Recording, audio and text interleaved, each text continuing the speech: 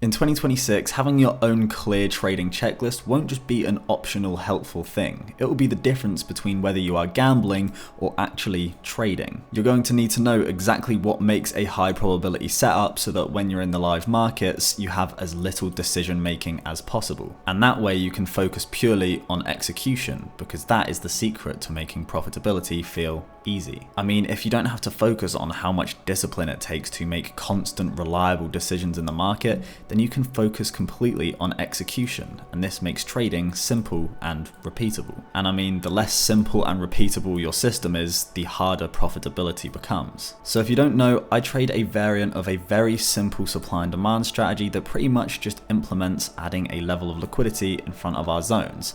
And the first thing on my checklist is how good the movement is toward our zone.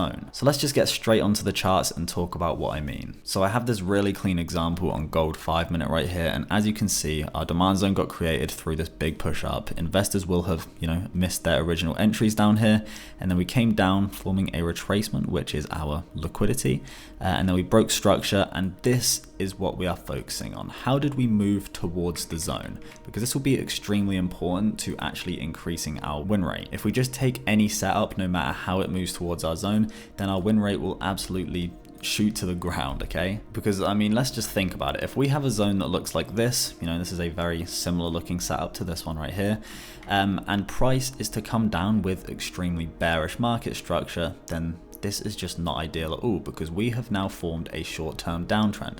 And even if we are overall bullish just on the entire market, these short-term downtrends can often just give a small fake out and then continue for a little bit until it actually resumes the long-term trend. Now, there will be a large difference between that happening and us just coming towards the zone with a small retracement, or even two, because a lot of the time this is completely fine. We expect markets to retrace, and that brings me to my next point. If price is to come down in a straight line, just like we did over at this setup, you can see this is pretty much the exact formation of what happened right here, just a direct straight line towards the zone, full bearish candles, and what this means is price is in need of a retracement. We know price doesn't just move in a directly straight line forever. Price is going to need to retrace at some point. And not only that, but if we consider the fact that we are overall in a bullish market right here, what is the chance that price is just going to continue moving bearish off this area for any longer than it already has right here?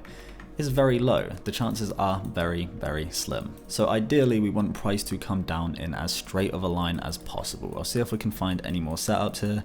In fact, this one looks beautiful. You can see this is the exact same situation. You can just target strict 1 to 4s on the 5 minute, and these will hit all the time. And just before we came towards our zone, of course, right here we created our liquidity. We have our break of structure, and we come towards the zone in just straight black candles. What are the chances in a bullish market that we just continue moving down forever? It's very unlikely. So we can use this to dramatically increase our win rate. So let's take this low quality supply zone as an example of how we don't want it to move towards our zone. So you can see this was a valid supply zone. We had a very weak level of liquidity, but it's still technically valid. But if we're actually going off the checklist and we are trying to take only A+ setups, you can see on the way up to the setup, we formed extremely unfavorable market structure. We came up making small retracements the entire way, failing at lows, and when we did break lows, actually I'll talk about that in a moment, but generally we are breaking highs a lot more than we are breaking lows, and price is not in need of a retracement at all, so this offers no real benefit to us. And not only that, but when price is moving towards our zone, generally we want to see no reactions from anything that could show that we're going bullish. And in this case, we reacted perfectly from this demand zone down here. This is a clean liquidity demand zone. We have our liquidity right here, and we came down to this zone in a straight line. And when we react from it that strongly, it is such a bad sign for the supply zones. So it's really important that we come up towards these zones with good structure, because if not, your win rate is just going to drop. Trading isn't about having a high frequency of trades taken, because a lot of people think the more trades they take, the more profit they'll get. But in reality, you definitely want to be skipping out on these types of setups, so you are only taking these A+ trades. So if you make sure that this is in your A+ trading checklist for 2026, then not only will you increase your win rate, but you will just increase profits as a whole. So the next point on our checklist is about breaks of structure. So do we have clear breaks of structure to the left of current price action? Now this can sound very simple, but a lot of people are being completely negatively affected by key structure levels and not even thinking about it. But if you have a clear trading checklist in 2026 asking whether you had clear breaks of structure and are not being negatively affected by these key structure levels, then you can just tick or cross that off your checklist before even thinking about getting in that setup. Because that way you have less intuition-based decision making and you can just do everything based on that. And from there, you focus purely on your execution, which you should be practicing, you should know how to do, and you can increase your win rate like crazy. So what do I mean by this anyway? Well, this can be as simple as just breaking structure like this, just making sure we are in a bullish trend, or in the case of, a bearish setup, just moving down like this. We are consistently breaking lows before we come up to our, let's say a supply zone is right here, and we can then go down from there. But if we are failing to do this consistently, then is a likely indicator that we are going in the opposing direction. But a lot of the time, this clear structure won't even come from the internal structure on that bullish leg. It will come from the structure before that. So let's say we have a large drop down and we start making some bullish structure coming back up. We know that we are minimum in a short-term bullish trend, and if we are breaking all of the highs to the left over here as well as any structure in here, then this is a very good sign. Whereas if we are coming up, maybe breaking one piece of structure and then reacting directly from these highs and then coming down to our setup, it's not going to be something we're ever looking to take, because that's just low quality and we're not being disciplined enough to wait for our good setups. Because in this case, we've clearly failed to take out a high when we are in a long-term bearish trend. So why would we take a setup where we are showing pretty much no bullish intention? You can see on this setup right here, this is absolutely A+. Same thing as always. We created our demand zone, we made a level of liquidity, we broke highs, and then we came to our zone. But if we actually zoom out to the left, you can see, what are we doing? Well, we are breaking every single high consistently. This actually came right after this shitty supply zone we just talked about. But you can see every high to the left has been very, very cleanly broken. We are making structure that is failing at other lows. We are coming up, we're breaking the high, we're failing at the low, and we are consistently doing this over and over again. So when we actually come to our setup, you can see we have broken literally everything. Even this major structure to the left here, we broke it before actually coming toward our zone. So we pretty much just have clear structure to the left. There is no way that we could possibly be reacting from something negatively. There's not really anything to the left here saying that we could be potentially going bearish from this area. I mean, if I just mark out the high of the setup over here, I think you can see that, yes, and just pull it over, what are we reacting from? This is just a large move down. If we go into a higher time frame especially, you can see this is just structure. In fact, this was a massive move down, and once again, we know price is in a bullish trend, so why would price just continue moving down forever? Well, it's not. It's likely going to correct a lot of that move,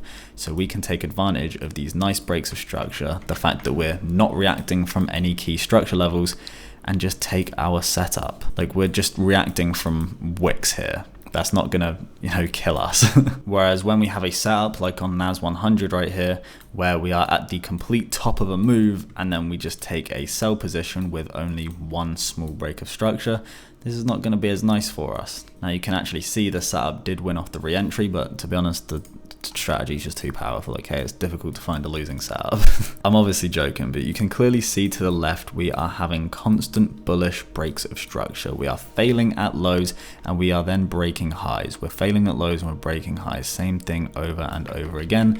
So when we have the tiniest bit of bearish confirmation by breaking a single low, this isn't usually going to be enough for us to want to take a sell, or at least you can cross it off your trading checklist because it's just not clean. Once again, this is basing this off a checklist to where you can pretty much tick or cross off each one, and I mean, if it's missing more than 2 or 3 of them, then you can completely avoid the setup based off that. But yeah, you can see here we have been very bullish for quite a while. When I was just zoomed out, we are absolutely shooting bullish, and yeah, there is an argument that we are very high up and taking a sell is fine, but I'm just talking about the breaks of structure here, okay? In pretty much all bullish markets where you are seeing consistent breaks of highs and failures to break lows, before you even think about taking a bearish setup, you want to see some consistent breaks of lows. Right here we've seen, I guess, 2 minor breaks and 1 major break, but like you can see that all the time. There is a chance that we are just coming into this area right here where we had another demand zone to pretty much take this level of liquidity, reach the demand zone, and then come back up and continue breaking the highs. In this case, we invalidated the demand zone, so it can be like a good sign that we are going to go bearish. But once again, I'm mostly talking about the breaks of structure, where you can see we had very little to go off, especially in a market that has been so bullish for so long. I'll try and find another setup. To be fair, this is still in a bullish market, but this looks like it has a lot more confirmation. Yeah, this is actually a pretty good example. You can see in this situation right here, we had a failure to break the final high, followed by breaks of structure here, consistent breaking its own lows internally, and then maybe taking the liquidity from up here. You can see it was just by a wick, followed by a confident break of the lows, as well as all these smaller lows to the left. We then finally broke this really clean low and came into clear space right here. We're not reacting from any key structure levels, and then we came up to our setup. So in this case, this is very clean, and you can see we came up in a pretty straight line as well. Price is likely going to retrace down, especially when we have made this short-term bearish trend right here. And this is also what I meant earlier about if there's bearish price action coming towards your demand zone, there's a high chance it will just continue that for a little bit before then continuing the real uptrend. Okay, wow, it actually just dropped. But if you don't have these clean breaks of structure to tell you that price is actually going in your direction, then your win rate will definitely decrease dramatically. Now, before I get into my next point, I'm releasing my new full mentorship program in a few days, where I'll be taking a few students from literally wherever they're at to complete profitability. And I mean this as a guarantee. In fact, I'm so confident that if my students in there aren't profitable with 6 figures in funding within 3 to 6 months in the program, then I will personally give them all $1,000, as well as continuing to teach them until they reach that. This is some shit the trading industry has never seen, simply because nobody else is as confident as me to produce real student results. So if you are genuinely serious and looking to become profitable in 2026, then join the waitlist below for priority. It will be dropping on the 14th of January, so if it's already out, then apply now because there will be limited spots, but we will be cherry picking each person to make sure they're a good fit for the mentorship. So yeah, if you're genuinely serious about making trading work, then there's a very high chance that you can be one of them. But on to my next point in the checklist, this will be about zone size. So what do I actually mean by this? Well, you'll sometimes get it where price looks a bit like this, and you'll think you'll have a setup like this down here. So for example, this would be our demand zone, and we have our level of liquidity right here. We have the breaker structure. Everything about this is extremely clean. But the only thing is, the size of our zone is just massive. Now, this is something people don't really talk about, but when you're making a supply and demand zone, it is very important that it is a decent size, because the point of supply and demand and our mechanical drawings of them is that we are pinpointing a very specific area. But when we have a massive drawing like this, so for example, we may have like a news candle as our demand drawing, and then we come into the zone and we close bullish straight away, we then have so much of the zone to still fill where price could potentially go bullish from. There's a high chance this is just a small reaction from a few investors coming in, and then price continues to come down and actually fill in the rest of the zone like this, and then maybe react from somewhere down here and then continue going bullish. From like a more random point in the zone. But when you're not pinpointing much of an area at all, and you're just kind of drawing out an entire area of price, you're gonna at least need price to come all the way into this zone right here, and then get a reaction. But in that case, you're getting a really bad entry because your stop loss is going to be below here, and it's just going to end up being quite a mess. So we want compact, small zones where we are pinpointing a very specific area, so price can look something more like this. You can see We've got one small black candle down here, and as soon as price touched it, we immediately reacted. And it doesn't matter that price didn't go further into the zone, because since this is a normal sized compact zone where we have very clearly specified an area, we know price is definitely reacting from this area. If price is going to suddenly see a bullish candle as soon as we tap a small zone like this, then we know that it's reacting from our zone. Whereas if the zone looked more like this, and we literally came into it by like the pip and then reacted, there's still so much space within this zone that we could potentially come down to fill, because we're not pinpointing much of a specific area. I mean, you can see in this example right here, this looks pretty much exactly like the example I just showed, where we have a really nice looking setup, but the zone is just massive. But this is a supply zone example. So you can see if we just draw it out normally, we have a nice level of liquidity right here. We have a nice break of structure and decent movement coming up. And if we just pull this to the side, this usually would look like a great zone. If our, supply zone was just right here, this looks A+. But the only issue is the zone is just massive. We haven't really pinpointed any type of area right here.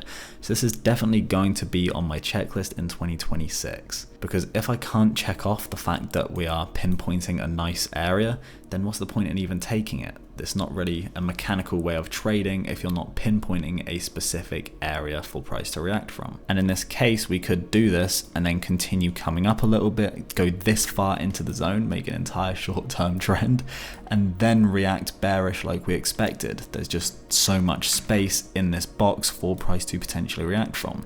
So we're not really pinpointing that good of an area. I mean, you can see on this example that I showed earlier, the zone is actually, a decent size here. If the setup was any smaller structure, then this probably wouldn't be ideal. But either way, it doesn't matter. And that is because we came all the way into the zone. We filled in the entire area and we still flipped to turn bullish and actually closed bullish. So we filled in the entire area. We know we have filled in every order inside this zone, so it doesn't really matter. But your entry will be, a bit worse than if price came to the top of the zone and you put your stop loss below it there, because if you don't know, we put our stop losses below the wick that entered the zone. But yeah, if this zone came all the way down to here, even if it did go this far in, I still likely wouldn't take it, just because, we haven't even filled in half of the area. And by that point, if this wick is going all the way down here, we haven't reached, the bottom of that piece of structure. So we just have no reason to believe that we are going to go bullish there. We do, it's still pretty likely overall, because we have everything else going. We still have the liquidity, the breaks of structure, but it's just going to degrade the setup by quite a bit. And if the zone is very large alone and everything about the setup is, really nice, there's still a chance that I just won't take that setup entirely, because at the end of the day, there will always be more setups in the market. So why am I rushing to take something that isn't perfect? But yeah, those points will be 3 of the most important things going into my trading checklist in 2026. Everybody in the mentorship will have their own templates of my entire checklist, as well as templates for journals, which I'll be going through every single week, giving feedback on every trade you take, making sure you are doing everything correctly, and just giving real accountability and making sure that we are making improvements every week. But yeah, that's enough talk about that. I'm just really excited for it, to be fair. If you did enjoy the video, like, subscribe, or whatever. If you have any questions, feel free to comment. And if you want to learn the strategy, then I have a free PDF in the description. So I'll see you in the next one. Peace.